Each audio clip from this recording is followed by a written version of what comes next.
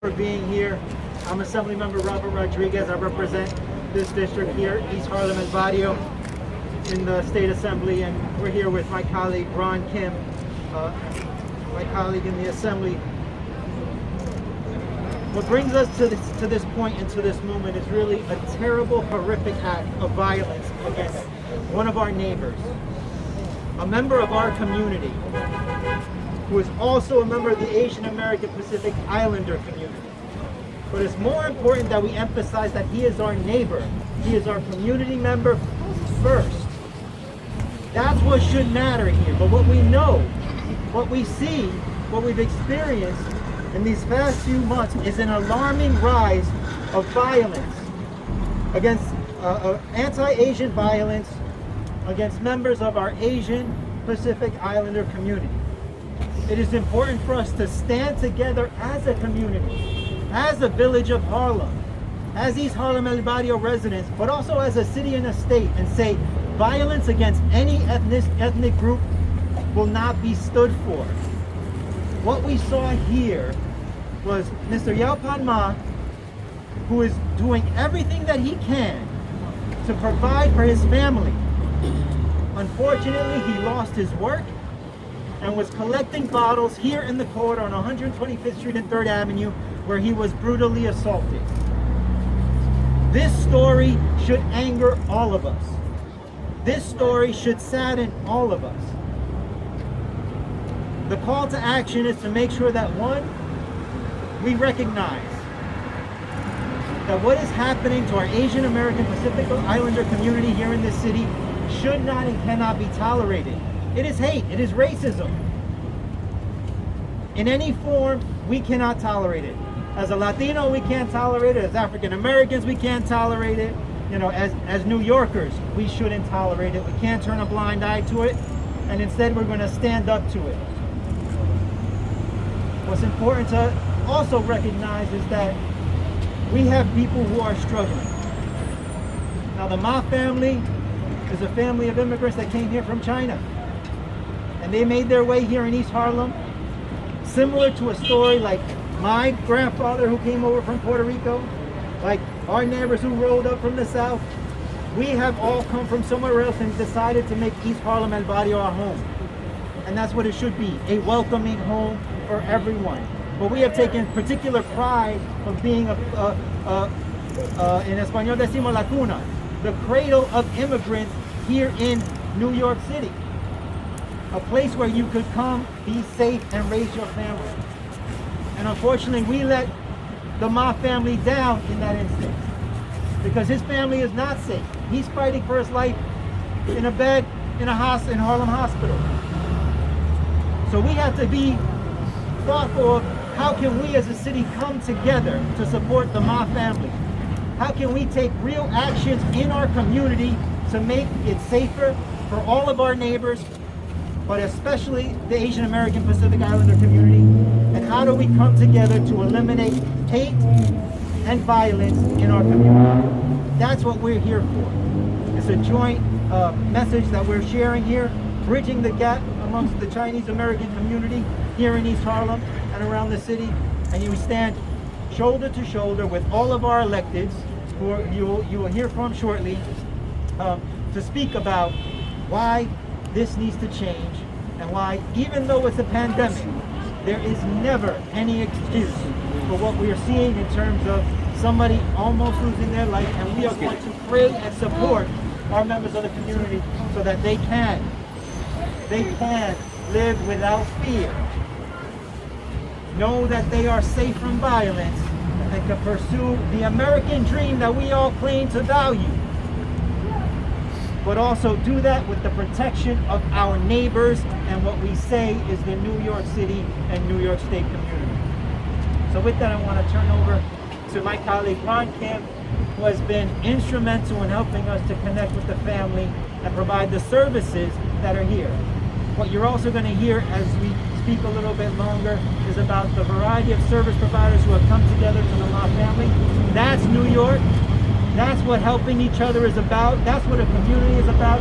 That's what East Harlem represents. That's what we want people to take away from this conversation, that we can and do come together when we see people in need. So with that, I want to turn it over to Ron.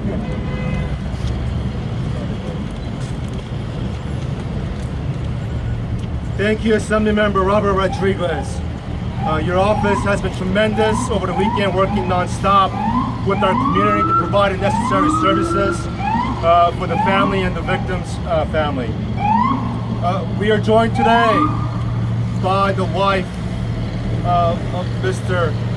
Yao Ma. She's here today. I want to thank the NYPD, the Asian-American Task Force on Hate Crimes, as well as the NYPD itself, the local precinct, for doing their job during this very tough, challenging times.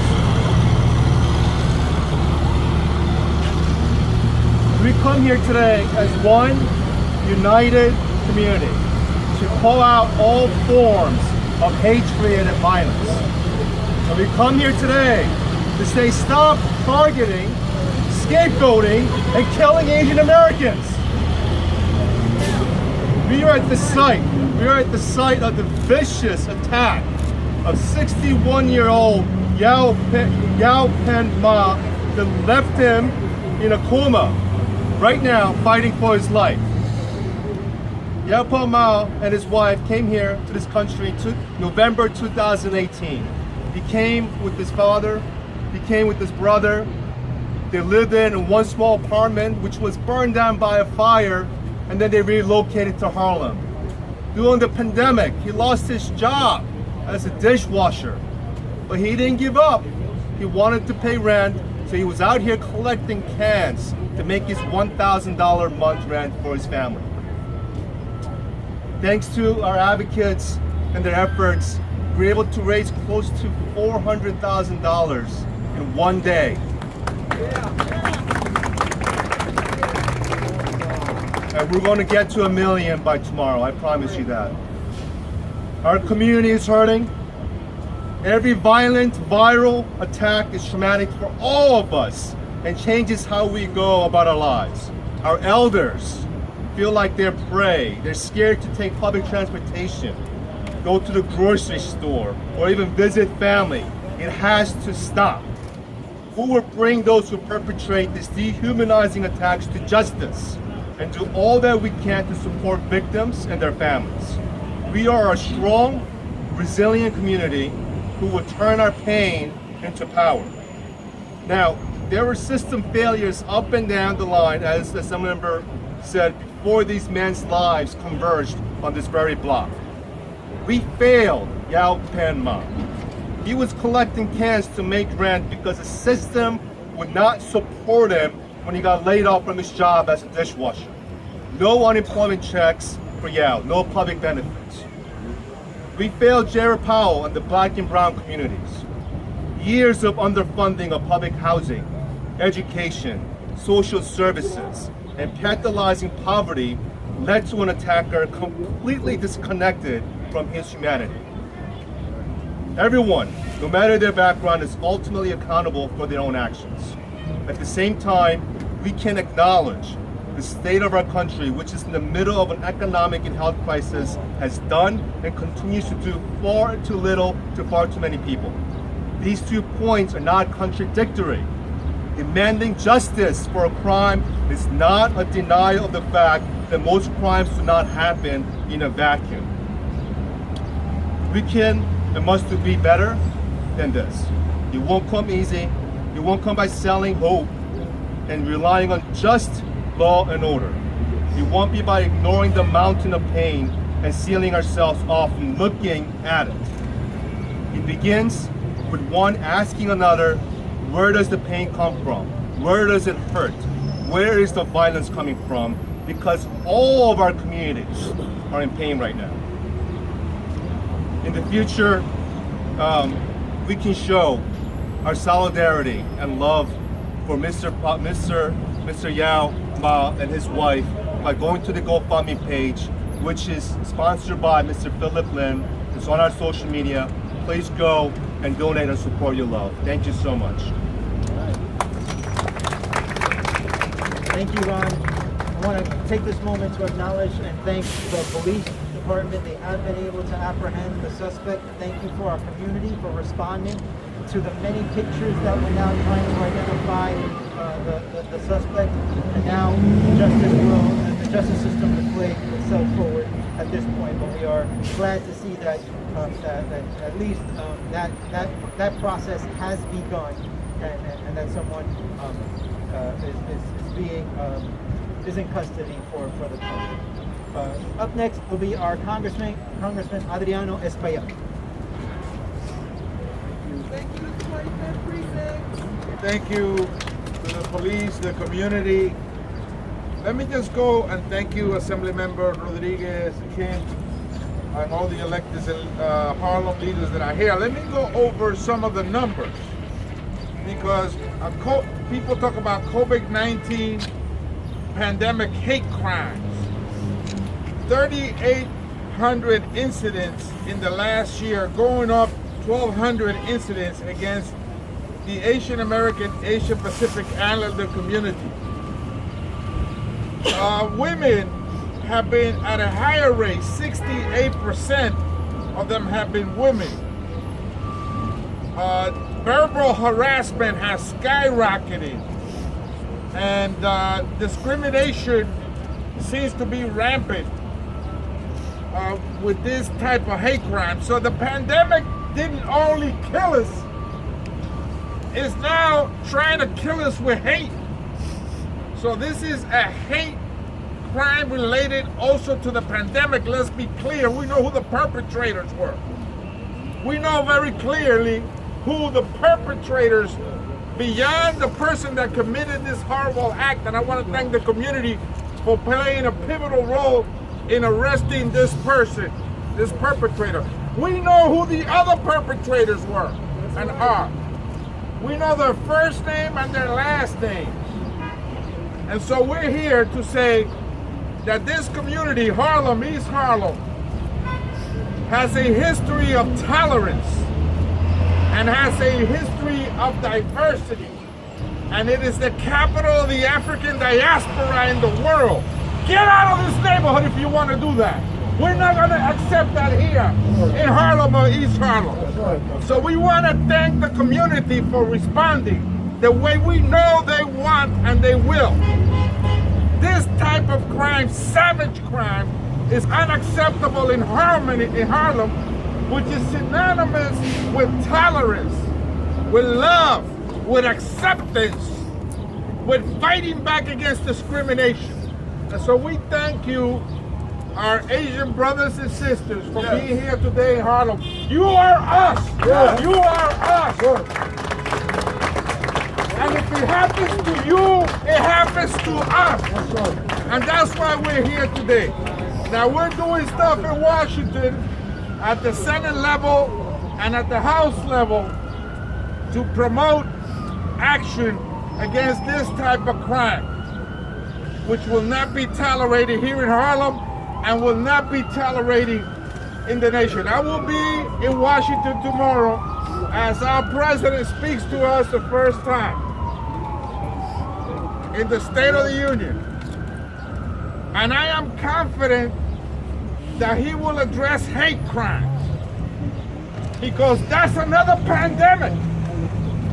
You know, the pandemic hit our communities disproportionately, black and brown and Asian, because of our conditions with diabetes and asthma and respiratory and heart failure, right? But this is another crime, another pandemic, the hate crime.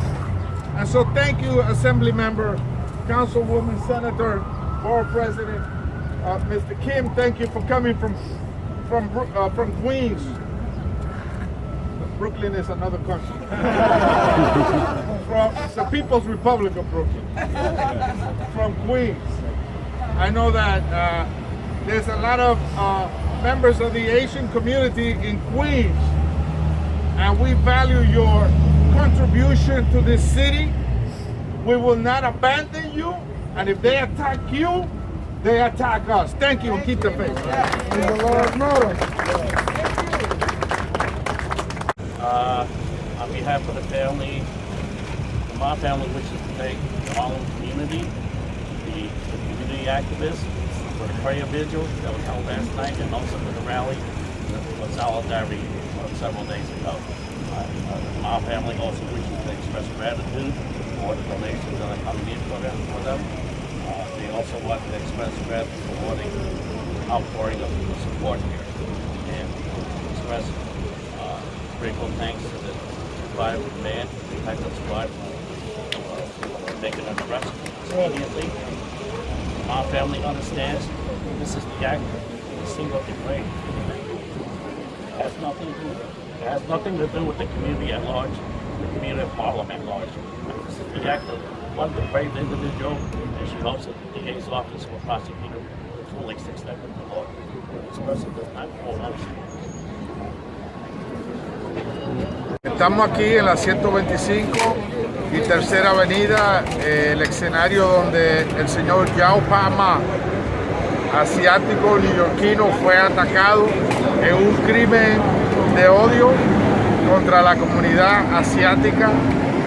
Es un crimen de odio relacionado con la pandemia y estamos aquí realmente denunciando, deplorando esa acción. Gracias al vecindario, a las personas del vecindario, la persona fue arrestada que cometió este delito brutal en contra del señor Yao Pan Ma, y estamos aquí en apoyo a su familia y a esta comunidad que se manejó de una manera estelar.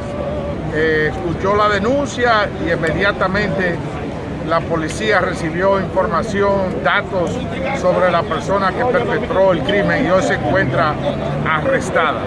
Así que gracias a la comunidad y solidaridad con esta familia que está sufriendo por este crimen de odio.